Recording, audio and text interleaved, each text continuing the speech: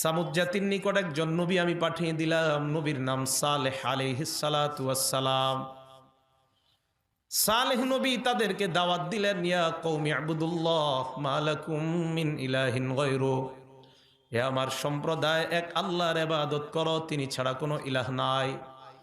সামুদ সম্প্রদায় জবাব দেয় না, আমরা তো 5 জনকে খোদা মানি। চিল্লায়া বলেন নাউজুবিল্লাহ। বলেন তো আমাদের রব, আমাদের খালেক, আমাদের মালিক কয়জন? সালেহ নবী বললেন, এক আল্লাহর ইবাদত করো। সামুদ সম্প্রদায় জবাব দেয়, না না, আমরা 5 জন খোদা মানি। সালেহ নবী কয় আল্লাহ একজন, তারা কয় 5 জন খোদা।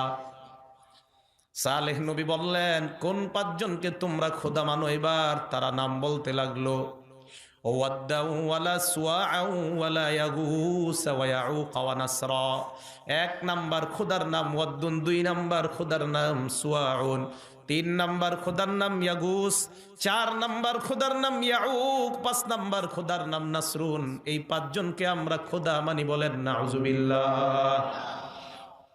বুখারী শরীফের বর্ণনা, তাফসীর অধ্যায়ে আয়াতের ব্যাখ্যায় মুফাসসিরিনে কেরাম বলেন, নূহ আলাইহিস সালাতু ওয়াস সালাম দুনিয়াতে আগমন করার আগে দুনিয়ার মধ্যে 5 জন আল্লাহর ওলি ছিল। এই 5 জন ওলির একজনের নাম ওয়াদ্দুন, আরেকজনের নাম সুআউন, আরেকজনের নাম ইয়াগুস, আরেকজনের নাম ইয়াউক, আরেকজনের নাম নাসরুন। মেধা দিয়ে ভালো করে আলোচনাটা বোঝার চেষ্টা করবেন।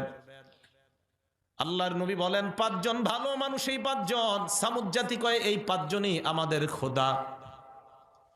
তাহলে যেই 5 জনকে তারা খোদা বলে, মূলত এই 5 জন মূর্তি ছিল না আগে, তারা মূলত ভালো মানুষ ছিল। আমাদের দেশে অনেক ভালো মানুষের মূর্তি বানানো হয়, যেটা তারা বলে নাই, এরপরেও ওই ভালো মানুষের মূর্তি বানায়। আছে না নাই? এই 5 জন আল্লাহর ওলি। এই ওলিরা যখন দুনিয়ার মধ্যে আছে, মানুষ ইবাদতের মধ্যে মজা পায়, ইবাদত করে, ইবাদতে বড় আনন্দ পায়। আপনাদের এই মসজিদে যদি হাফিজি হুজুর আগামীকাল ফজরের নামাজটা পড়ায়, যদি আজকে এলান হয়ে যায় আল্লাহ করিম মসজিদে হাফিজি হুজুর ফজরের নামাজ পড়াবে, ফজরের নামাজে মসজিদের আশেপাশের এলাকায় মানুষ জায়গা দেওয়া যাবে না। আর যদি ঘোষণা হয় আব্দুল কাদের জিলানী নামাজ পড়াবে, তাহলে পুরা এলাকায় মানুষ জায়গা দেওয়া যাবে না।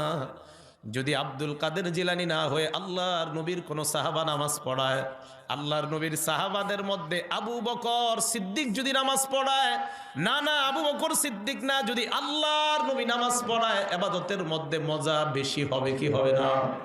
এর মানে আল্লাহর ওলিদের কারণে ইবাদতের মধ্যে মজা কম বেশি হয়ে